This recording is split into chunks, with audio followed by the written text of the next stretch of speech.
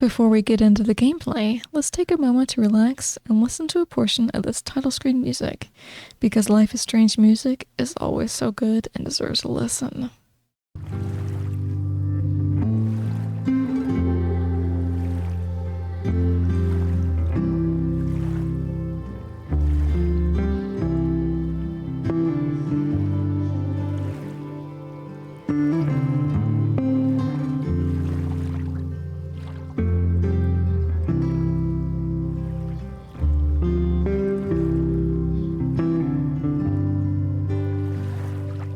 The first setting we come across, as per usual, is the brightness setting.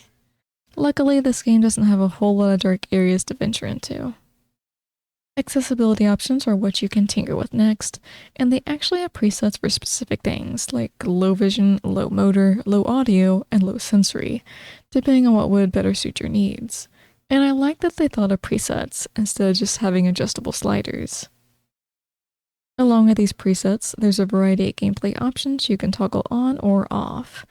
I won't go through the entire list of them, but I did disable camera shake for this playthrough, as well as to display photo hotspot. Not that it did me any good in finding them all. Next are graphic toggles, which allow for warnings. I don't toggle any of these on since nothing really bothers me. Finally, there's an audio volume warning, if you're not partial to loud noises. While those are all the accessibility options, the rest of the options can be found on the title screen when you choose Settings. Weird that they catered to accessibility and left everything else to choose the settings options for more. Anyway, there are 4 other categories to go through: graphics, audio, UI, and gameplay. Graphics deals with brightness, window mode, frame rate, your graphics quality, which is hilarious that the highest setting you can choose is called hella high. Throwback to old school Chloe. You've also got your HDR option and advanced graphics settings. The only thing I turned off in there was motion blur. The important thing with the audio settings for most streamers is going to be the option for substituting licensed music, so you don't get copyright claimed on videos. I did not substitute, just because I don't mind listening to the music the game was meant to have. UI has subtitle options, as well as text language and font style. Back on the title screen, there's an option in Extras to change Max and Chloe's outfits to their classic styles, but I kept them as is. Unfortunately, there's no moment that I noticed in the game to change your outfits like in several of the other games, meaning you're either stuck to the character's outfits or can decide to change them on your own with a classic style. My name is Max Caulfield. I came back to Arcadia Bay to study photography at Blackwell Academy. But it was there I started having visions. Visions of the town being wiped out by an impossible storm. I fled to the bathroom to compose myself, but instead witnessed something awful. No! Instinctively reaching out, I discovered I could rewind time. The girl Max saved was me. Chloe Price and I were childhood best friends. We grew close once more as we reveled in Max's strange new powers. We discovered I can freely rewind up to a few minutes at a time. And if I concentrate on a photo, I can travel much further into the past, projecting my mind back into my younger body. Is it just me, or do they speak too quickly against one another in this scene? I kind of wish that they allowed a bit more dramatic pauses instead of scrunching everything so tightly together. But we also learned that making significant changes to the past can have devastating consequences for the present. With the aid of my power, we solved the disappearance of Chloe's friend, Rachel. But even though we brought Rachel justice, Max's twisting of time had a cost. The storm. Looking down into Arcadia Bay from the lighthouse as the storm raged, I truly believed the only way to save everyone else was for Max to rewind back to that fateful bathroom and let me die. I was forced to make an impossible choice. Save Chloe, or save Arcadia Bay. After everything that happened, I didn't use my powers for years. I lost myself in photography, a career that brought me to Vermont's prestigious Caledon University at the invitation of its president, Yasmin Fayed. Being an artist in residence, I worked with some incredible students and staff, like Amanda Thomas, the lively stand-up comedian who works at the Snapping Turtle, and Vin Lang, Yasmin's assistant and then leader of the mysterious Abraxas Society. Most importantly, I became close friends with Moses Murphy, a nerdy astrophysicist, and Safi Llewellyn Fayed, a glamorous student of poetry, and Yasmin's daughter. Then, tragedy struck.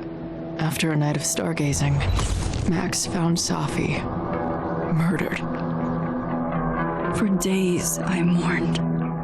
Safi's death bringing back painful memories of Chloe, Arcadia Bay, of everything we lost. Then I heard Safi's voice again. I reached out with my power, rusty from disuse, and shifted into a parallel timeline where Safi was still alive, but still in danger. Shifting back and forth between the two timelines, Max's investigation uncovered many secrets of Caledon, but the clues didn't add up. Until I discovered I was not the only one with powers. Safi was a shapeshifter and was using her ability to sow discord and suspicion among the Caledon faculty that she blamed for the fate of her best friend Maya, who took her own life. Working together, we exposed the truth, but in so doing, we discovered someone else had been instrumental in covering up the lies of Caledon. Safi's mother, Yasmin. Years of resentment overrode Safi's control of her power, her consciousness splintering across the campus as an impossible storm loomed overhead. In desperation, I grabbed hold of Safi and a photo and pulled both our minds back in time. In the past, Safi, now clear-minded, begged Max to shoot her, to stop this horror from happening again. But I refused to repeat my past mistakes, torn between two terrible options. I chose a third way. Inside the storm, causality fractured. I faced my past and united the fragments of Safi's mind. I merged the timelines back into one, saving Safi, and together we escaped the storm. An action that will have significant repercussions. And Safi herself, she left Caledon on a quest to find other people like her. But before she did, she asked Max if she would support her, flaws and all, or condemn her for the people she hurt. From the moment I merged the timelines, my ability to rewind time started to return. I have this power to help people. After everything I've been through, I won't run from it anymore. I'm happy they did that recap, especially since it's been a good long time since we've seen Max and Chloe together. I mean, if you play the first Life is Strange, it's hard to forget what happened, but things do get a bit fuzzy when it comes to remembering specific things, such as names and faces for me. Shoot, there were even some scenes that I couldn't remember going through, but I do plan on going back into the series and playing them all for reviews again when I get the time. Of course, I'm going to go through the characters and make the same decisions I'd made before in the previous games. I don't like the idea of randomizing it, though that might make for an interesting blind playthrough of this game. Amanda Thomas. When she's not workshopping her stand-up comedy routines, Amanda bartends at the Snapping Turtle. Max and Amanda grew close last winter after wanting to hang out more, but in the wake of Safi's death and shifting between parallel universes, things got complicated. Did Max and Amanda just hang out as friends? Or did the pair begin a tentative romance? I ended up just being friends with her. Don't get me wrong, I really liked her, but we just didn't really connect once the whole timeline split came into awareness and we were basically two-timing her with Vin. I mean, Is it technically cheating if it's 2 different timelines, though? Probably. Chloe Price. Chloe was Max's ride or die since childhood until Max moved away, and their friendship fell quiet. When Max returned home years later, she saw Chloe die, and manifested the ability to rewind time to save her. But changing Chloe's fate unleashed a supernatural storm that threatened their hometown of Arcadia Bay. Max faced an impossible choice: save Chloe's life and sacrifice Arcadia Bay, or spare the town by letting Chloe die. Did Max save Chloe or save Arcadia Bay? I was not going to let my girl die to save a town where I didn't even like half the students. So yes, she survived. Max and Chloe. Max and Chloe had a lifelong bond, which only strengthened as they investigated the mysteries of Arcadia Bay. They became partners in crime and partners in time. Did Max choose to blossom their partnership into a romance, or stay as best friends? After all the crap that we went through, I definitely fell into a romantic relationship with Chloe.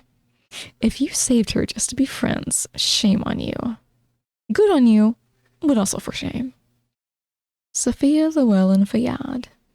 Last winter, Max solved Sophie's supernatural murder, using her powers to merge 2 parallel timelines and restore Sophie to life. In the chaos, it was uncovered that Sophie was actually a shapeshifter. She was using her powers to enact justice for her friend, Maya, who tragically ended her own life. After everything that happened on campus, Sophie has chosen to leave Caledon in hopes of finding more people like her and Max. Did Max choose to support Sophie's goal, or reject her after everything she did for revenge? I supported Sophie. She had a rough time with it when her friend lost her life and she blamed a lot of people for it and went a little crazy, but I understood where she came from with the blame game. Ven Lang. Ven was once the head of the mysterious Abraxas Society, and he's now woven himself into the fabric of the campus as the university president's assistant. An unapologetic flirt, Ven has also never met a pretty face he wouldn't take out for a drink, including Max. Did Max explore romance with Ven, or just stay as friends? How could I not romance Ven? Look at that hair. And those were my choices for the gameplay that's about to commence. Did you make the same choices? Or did you have different thoughts on different matters regarding people and their situations?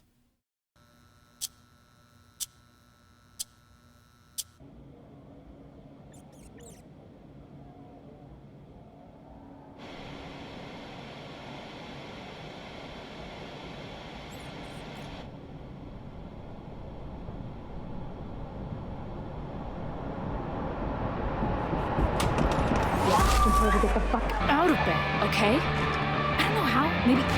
Hold on. Maybe try reminding her that a drum machine doesn't take up half the van and smell like ass after the gig. 20 minutes? Yeah. Okay. I can make that work. I can't believe she didn't throw the phone right there. You could tell she was about to, and then hesitated at the last moment. I know there have been times where I got so mad I wanted to smash something, but common sense told me not to. I feel like Chloe's younger self would have smashed the phone, though, and she seemed pretty heated with that phone call.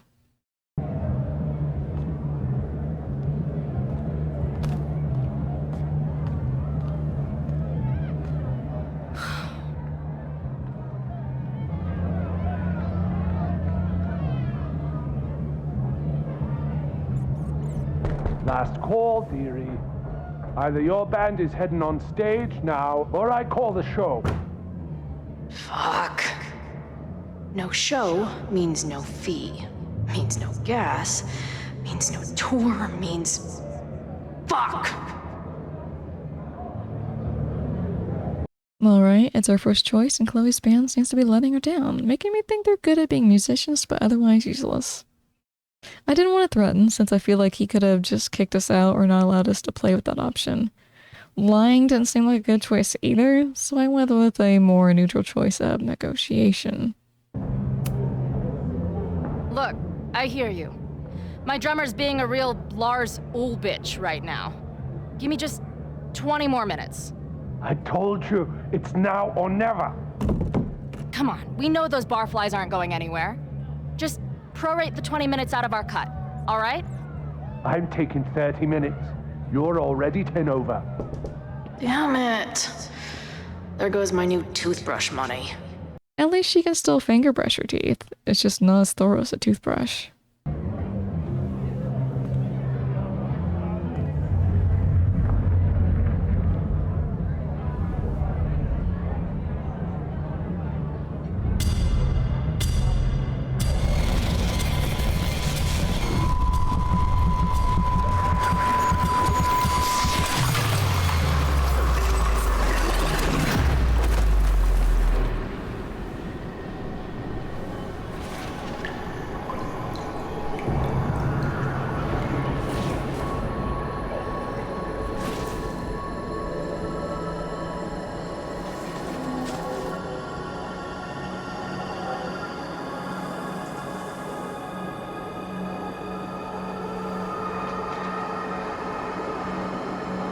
Not again.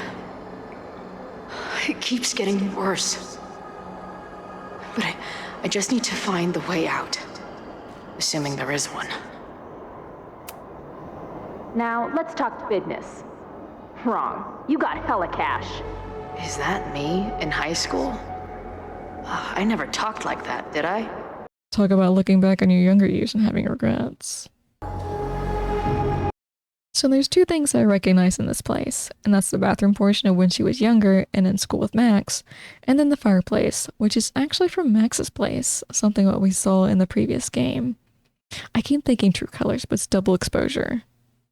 What's curious is I don't think Chloe has been to Max's new residence, and this is also looking like that uphill slope in the previous game where we had a moment with Sophie.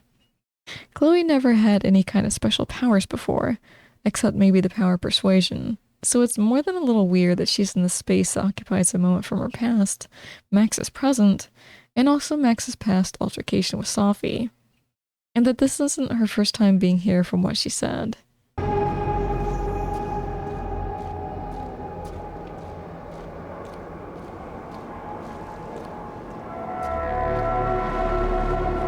Man, I forgot all about Vortex Club, but not V-Card Victoria. Alright, hear me out. I was walking the wrong way. I know, typically me. But I was following the footprints that led out through the gate until I couldn't progress anymore. I didn't realize I should have taken the path upwards, even though in hindsight, that's where something major happened before. If they'd started the footprints maybe in front of one of the sinks and continued them upwards, it would have been a bit more obvious. But they started them outside the gate.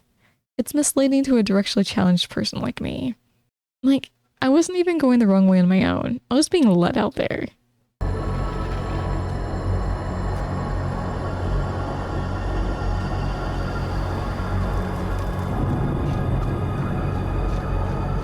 How long has this been going on? These nightmares that feel like memories. They're only getting worse. That's Sophie's gun. Stop stalling, Max. Pull the trigger.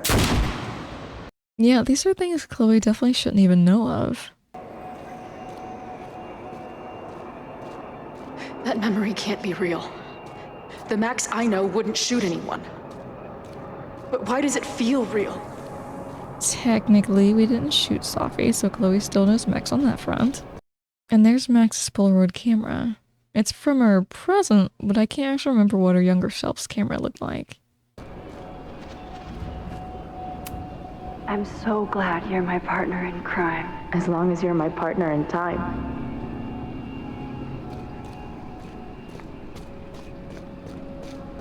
Max is always on my mind. Lately, I feel like she's the only thing in my mind that belongs there.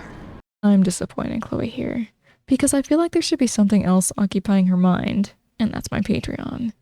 A place that has games for everyone, be you one for the more tasteful side of gaming or one for the more risque adult side. From free tier, which Chloe could definitely afford, giving an extra allowance for that toothbrush, to a higher adult gaming tier where people can write their own story pieces to be read aloud.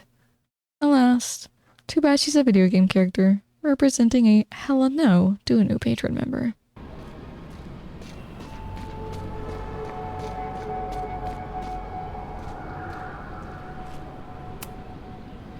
Does every daughter have nightmares that she killed her mom, even though she's still very much alive? Or is that just me? Now there's something weird. The tombstone's name is flashing between Chloe's name and her mom's name, and her mom should be dead, since I allowed Arcadia Bay and everyone in it to be destroyed in order to save Chloe. But she just mentioned her mom in a way that means she's still alive. What happened to that saying of not having her cake and eating it too?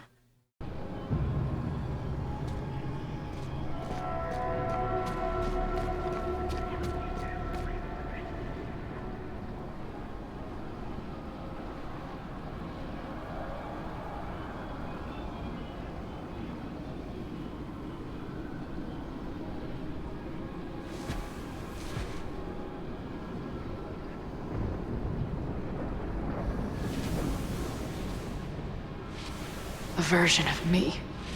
If Max didn't rewind to save me. She's not me. But she's a part of me. The question is, how much?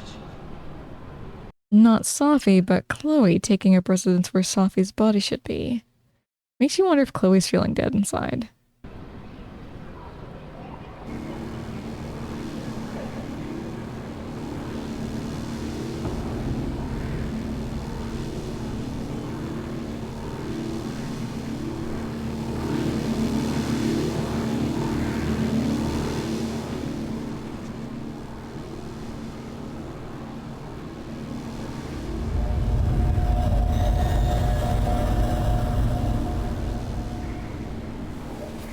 Max?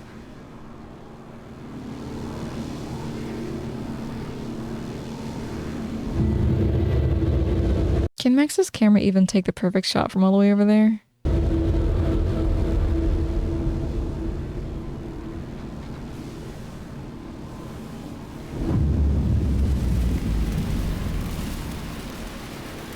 At first, I thought Chloe was just going in and out of focus from Max adjusting her camera, but on second look, she's actually disappearing?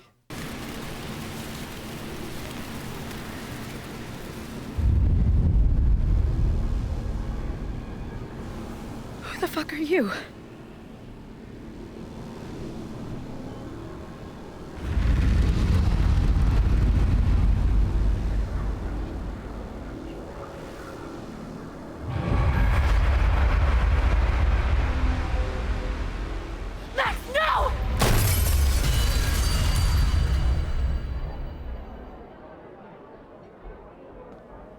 Well, that's a mental trip that nobody wants to take more than once. And look, the mirror is broke by what looks like a bullet.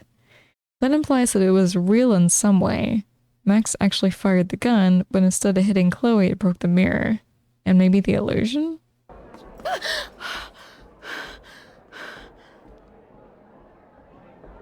There's one person who can help me understand what the fuck is going on. But why do I keep hallucinating her pointing a gun at me? What is going on in there? Where the hell is the bat? I just told you, man. They're on their way. Am I talking to a goldfish, or did the septum piercing get into your brain? And this is where we get an achievement for Green-Haired Girl, playing as Chloe for the first time. Wow. That was a heck of an intro. But it also brought up a ton of questions on what the heck is going on with Chloe for her to have a hallucination that involves a past action from Max that she shouldn't know about, as far as we know.